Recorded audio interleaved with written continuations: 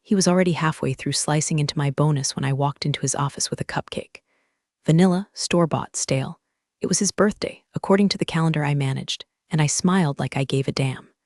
"For the man who signs our checks," I said. He laughed like a clogged garbage disposal and pointed at the chair. "Sit. Got something fun for you." What he had was a printout of my quarterly numbers, highlighted, underlined, color-coded. Brought in exactly 61% of the company's revenue that quarter. But somehow, I was only marked down for 41%. My biggest account? Reassigned to shared credit. With Chad, of course.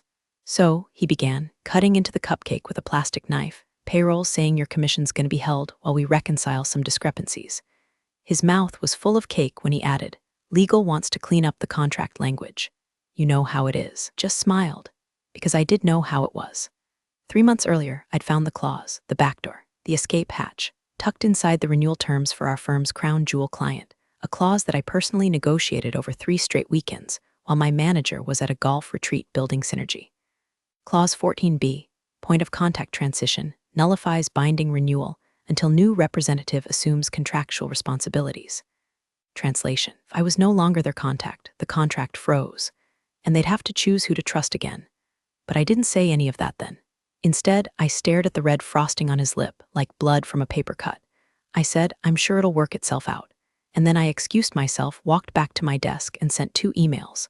One to my attorney, one to the client's CEO.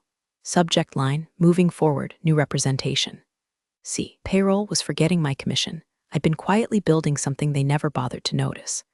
I'd rented a tiny office under my maiden name, formed an LLC, registered a custom domain, set up a shadow CRM, poached a finance coordinator from a competitor, one who hated her old job enough to come on board for half her salary and revenge. And I'd done one more thing. I'd bought the URL to their agency's name plus. Sucks, just in case. By the time Monday hit, the machine was already running. I came in late, no coffee, no makeup, just a thumb drive in my pocket and silence on my face. Chad waved from across the bullpen.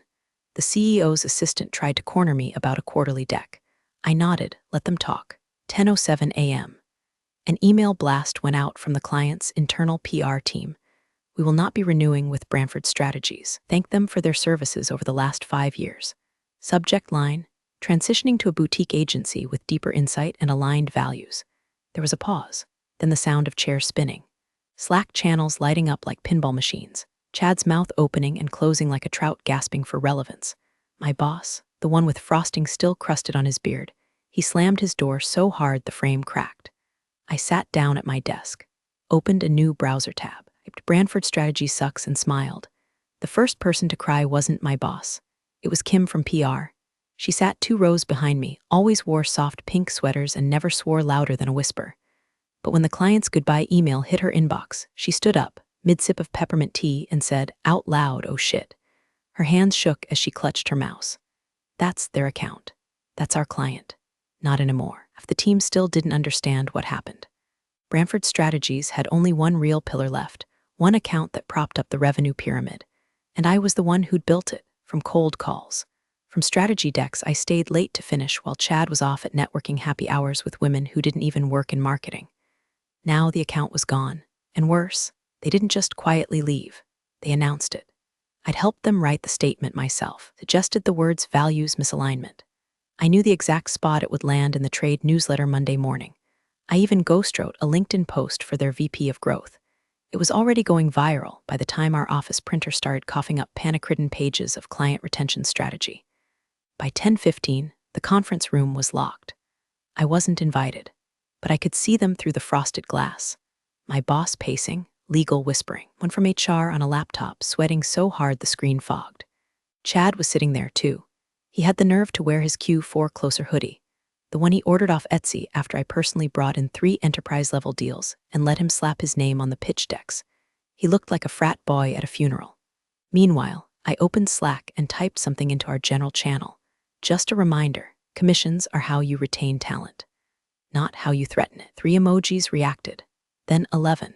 Then the whole message disappeared, deleted by admin, so I posted it again, this time in bold. Attached a screenshot of the missing line in my paycheck, and a timestamp of the email I'd sent Friday afternoon to payroll, marked unread.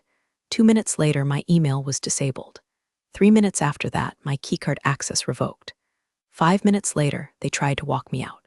The junior HR girl they sent looked like she wanted to cry. "I'm so sorry, they just told me to," I cut her off. "You can tell them I'm going, but not because they made me." She blinked. "Are you quitting?" I handed her a folder. Inside, my formal resignation, a copy of the email chain, and a signed letter from my new agency confirming my title, founder and managing partner. Before I walked out, I turned and scanned the floor. Cubicles, fluorescents, dusty fake plants. This place used to feel like a ladder. Now, it looked like a coffin made of PowerPoint slides and passive-aggressive coffee mugs. I left without looking back, because the best part hadn't even happened yet. They still didn't know who else was leaving with me. Tuesday morning, I woke up to 37 unread messages. 5 from LinkedIn, 16 from former coworkers, and from a college roommate who hadn't spoken to me in 8 years, but suddenly wanted coffee and a chat about career transitions. And the rest, clients. Most were cautious. A few passive-aggressive, but one that mattered wrote, "We'd love to hear your thoughts on strategy without the corporate filter." Bingo. I didn't answer right away. I let the silence work. Because while Brantford scrambled to plug holes in their sinking ship, I was already stacking lifeboats. Each lifeboat looked a hell of a lot like a 6-figure contract. But let's rewind for a second. Back at Brantford, I wasn't just building revenue. I was building loyalty, quietly, strategically. I never made enemies with the assistants, never talked down to interns. I shared credit with designers and wrote thank you notes to junior analysts. Not because I'm some office saint, but because I knew what was coming. I needed people to remember who treated them like humans when the bloodletting began. So when I left, they followed. First, it was Miguel, the data guy who once fixed an analytics bug at 2 a.m. while the CMO screamed about dashboard visibility. He messaged me that night. "I'm done being yelled at for other people's lies. Where do I send my resume?" Then came Arashi from strategy. Then Lexi from copy. Then, sweet poetic justice, 3 clients. All of them said the same thing. "We didn't realize you were the one holding it together." And they were right. Because Brantford never understood that while Chad was busy golfing with prospects, I was learning their wives' names, their favorite bourbon, the exact date their kid got into Penn State. Brantford sold metrics. I built relationships. By Thursday, my agency, barely a week old, had its first slate of contracts. A shared Google Drive, a Slack workspace, one graphic designer in Croatia who worked for $12/hour and made our launch look like we'd been around for years. Meanwhile, Brantford's site went suspiciously blank. Their client list vanished. Their blog wiped. And that was the day it happened. The final straw. An anonymous Twitter account, one with a pixelated frog as the avatar, posted a thread titled, "How to Lose Your Agency's Soul in 90 Days. A story of greed, gaslighting, a girl who didn't stay quiet." It had screenshots of Slack messages, of commission disputes, of emails from HR marked flag for delay, and the thread ended with a link to my agency. By noon, the thread had 40,000 likes. By 2 p.m., I got a call from a number I didn't recognize. It was the CEO's assistant. She didn't ask me to come back. She just said, "They're in crisis mode. Chad's crying in the copy room. Legal is panicking. I'd like to interview for a role at your agency." I stared at my phone, took a sip of wine, and said, "We'll be in touch." By Friday, they were bleeding in public. A Reddit thread popped up on r/marketing titled, "Has anyone else worked at Brantford Strategies? Is it just me or?" The comments were brutal. They used to be sharp. Now it's just frat bros and chaos. Worked there for 11 months. Still waiting on final paycheck. Their biggest client jumped ship last week. No coincidence. Yeah, rumor is their head of enterprise left and took half the damn agency with her. That last one got 1.2K upvotes in 6 hours. But the real pain came when Adweek called. Not me, them. One of their journalists had been poking around LinkedIn, noticed half their staff now had opened to work banners. The article dropped Saturday morning. What happens when you undervalue talent? Quiet collapse of Brantford Strategies. Front page, full feature, no paywall. There was a blurry photo of my ex-boss mid-blink at some conference in 21. The subhead pulled no punches. Sources say the firm failed to reward the very executive responsible for its largest accounts, who has since launched a boutique competitor now attracting ex-Brantford clients in droves. They didn't name me, but everyone knew. Meanwhile, I was already 3 contracts deep with clients who used to need 3 layers of approval just to ask for Q4 metrics. Now, I got personal Slack pings. Midnight texts, "You're a godsend, we should have left them sooner. You make us feel like a priority again." But the best message came from Chad. He emailed like we were still in 2015. Hey, look, we had our differences, but maybe we could meet for a drink. Know you've got momentum and I'm sure you'll land on your feet. Maybe we could talk about teaming up. I didn't reply. Instead, I forwarded the email to my team. Subject line, team building exercise, spot the parasite. Lexi replied with a gif of a raccoon chewing through a power cord. Arashi just wrote, blocked. But then something unexpected happened. An envelope arrived at my apartment. No return address. Inside, a handwritten note on Branford letterhead. A check, $38,200. Exactly what they'd forgotten on payroll. The note read, we hope this resolves any outstanding matters. Best of luck. I stared at the check, didn't cash it, not yet, because I wanted to do something better with it. Something petty, something loud, something public, and I already had the perfect opportunity. 2 weeks from now, Branford was scheduled to sponsor a local leadership summit. They always got a booth. Swag bags, keynote spots, the works. But guess who owned the rights to the brand forward booth name? Not Branford, me. Bought the domain, registered the brand, and I just paid to take their spot, prime center floor. I called Miguel and said, let's build a shrine. He said, to what? I grinned. To the power of remembering what they forget. The summit smelled like stale ambition and overpriced cologne. Wall-to-wall with sales bros in all birds, execs in Patagonia vests trying to talk about disruption while nursing hangovers from the pre-conference mixer. Booths everywhere, AI startups no one believed in, branding agencies with lowercase logos and sad candy bowls. And then there was ours. Front and center. Black matte backdrop. Simple white text, remember who built your brand. No flashing lights, no QR codes, just presence. We didn't hand out pens. We handed out pay stubs. Fake ones, sure, formatted to look exactly like Branford's payroll interface. Each one stamped. Commission, $0.00 status, under review, the looks on people's faces, chef's kiss. Lexi manned the table in sunglasses like a bodyguard. Miguel set up a looping video reel titled Case Studies in Forgetfulness. It showed time-lapse animations of client accounts migrating from legacy agencies to us. Every 5 seconds, another dot jumps ship. The final slide. We don't poach, we rescue. Around noon, the air shifted. Branford's exec team finally walked in. You could smell the desperation before you saw the polos. Chad spotted me first. His face did that involuntary twitch thing like he'd bit into aluminum. He leaned over to the guy next to him, whispered something like he was giving a golf recap, then tried to play casual, strolling past our booth like he didn't care. But his eyes screamed. Then came my ex-boss. Oh, cupcake this time. Just a jaw so tight it looked like it might crack. He stopped dead when he saw the backdrop, the tagline, the stack of pay stubs. And then, to his horror, he saw her, their biggest former client's VP of operations, chatting with me, laughing. We weren't even talking business. Just dogs and bourbon, but the visual, devastating. He started toward us like he was about to cause a scene. I could see it in his walk, that stiff, age-swallowed corporate march of a man who knows he can't yell, but wants to rip something out by the root. I beat him to it. Hey, Mike, I called out. He froze. Eyes flicked between me and the VP. I smiled. Oh, I was hoping you'd stop by. We actually have something for you. I handed him one of the mock pay stubs. He took it automatically, reflexes of a man used to grabbing control. He glanced down, read it, and paused, just long enough for cameras, because what he didn't know, we had 2 photographers on contract, one pretending to be press, one embedded in the summit's own media team.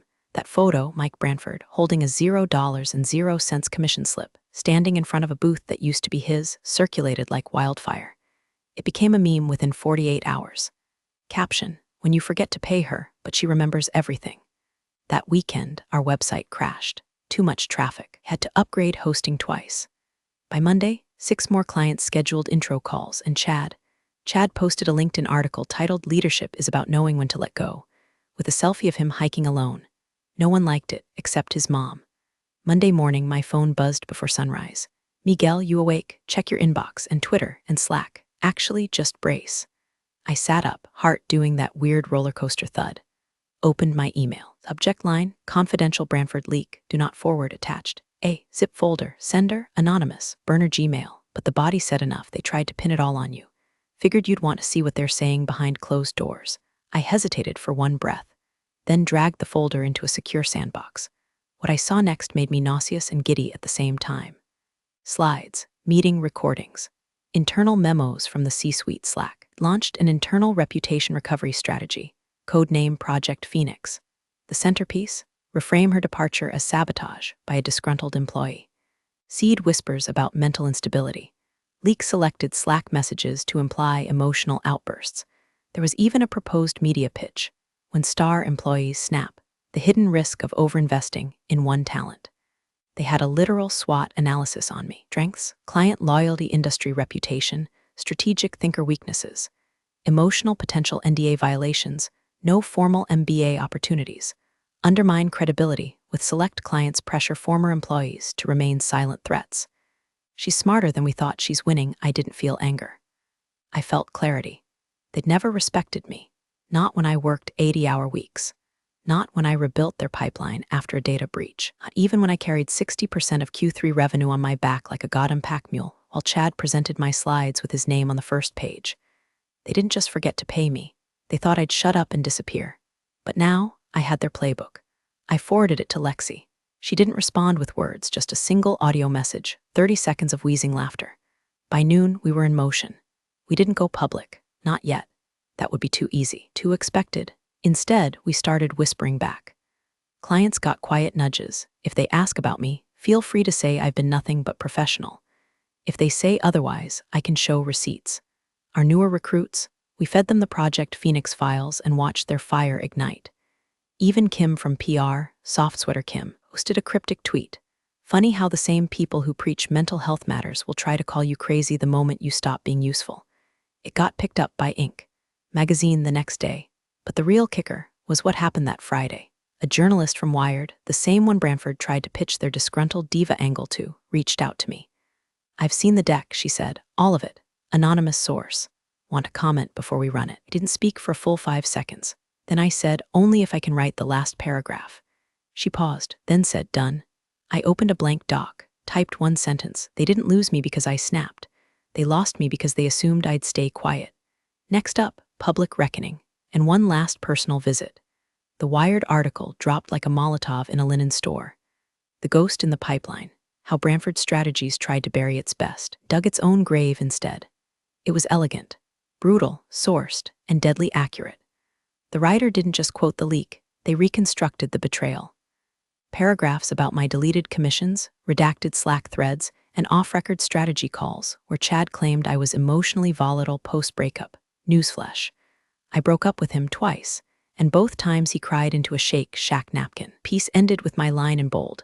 They didn't lose me because I snapped. They lost me because they assumed I'd stay quiet. By lunchtime, every marketing forum on the planet had it stickied. But the moment I remember most wasn't the virality. It was walking into Branford's office one final time. No, I wasn't invited. I came as a client. See, one of the smaller accounts that hadn't followed me, yet still had 2 months left on their contract. They wanted an audit.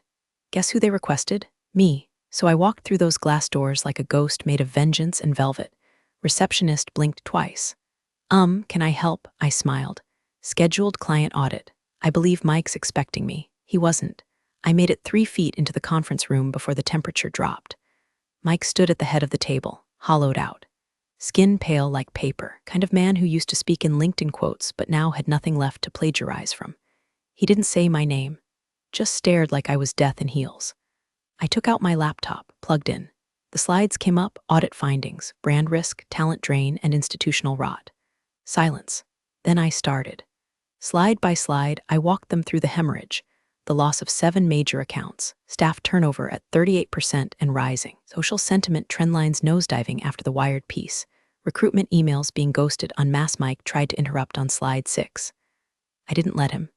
I'm not here for feedback, I said. This isn't a brainstorm, it's an obituary. You could hear someone swallow water across the room, and then I dropped the final slide. Just a single quote, don't burn bridges you forgot I helped you build. I closed the laptop, stood up, pushed in my chair. Clients asked me to take over their contract after this quarter. If you need help transitioning, have Chad email me. Assuming he's still here, and I left. No mic drop. Just silence and the soft click of my heels over the marble floor they once told me I was lucky to work on. The next day, the client transferred over early. With them came 2 more. And then the dominoes started falling fast. 2 weeks later, got a calendar invite I wasn't expecting. Subject: Industry Leadership Panel Women Founders on the Rise host, the same summit that once let Branford headline. Note, we'd love to feature your story. Keynote spot just opened up. I didn't even ask who dropped out. I already knew. Branford's name was being whispered like a cautionary tale, agency execs muttering it in bathrooms like it was contagious. Every day, someone new reached out quietly, fessing that they'd almost joined, that they were so glad they waited, that they always knew you were the real deal. And then the final brick cracked. A tweet went viral from a Branford junior analyst, anonymous, just initials.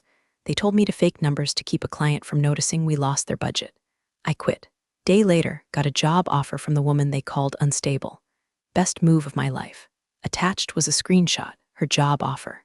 From me. Agency I built now had 15 staffers, 7 clients, and a 6-month waitlist. I paid every single one of them above market. Gave them 5% profit share. Unlimited PTO. Even offered therapy stipends. Why? Because I remember. I remember what it felt like to be gaslit into thinking I was difficult just for asking for what I earned. I remember the oops, payroll missed you again smirks. I remember being told, a room full of men in Patagonia vests, that I lacked executive polish after landing a $3.2M retainer. And I remember the cupcake. That sad, store-bought cupcake they handed me instead of a bonus, while whispering about hiring a more scalable solution. So I took that $38,200 check they finally mailed me, months late, and I cashed it. Then I split it evenly among my staff as a forget-me-not bonus. Every direct deposit memo said the same thing. For the times you weren't seen until now, and me, I celebrated the only way that felt right. I bought the conference table Branford used to hold all their strategy meetings. Not a replica, the actual table. Turns out, when your office lease defaults, your furniture goes to auction. It's now in our new headquarters, refinished, stronger, carved underneath in quiet letters, just big enough to feel when you run your fingers along the grain. She remembered everything, and I do. I always will.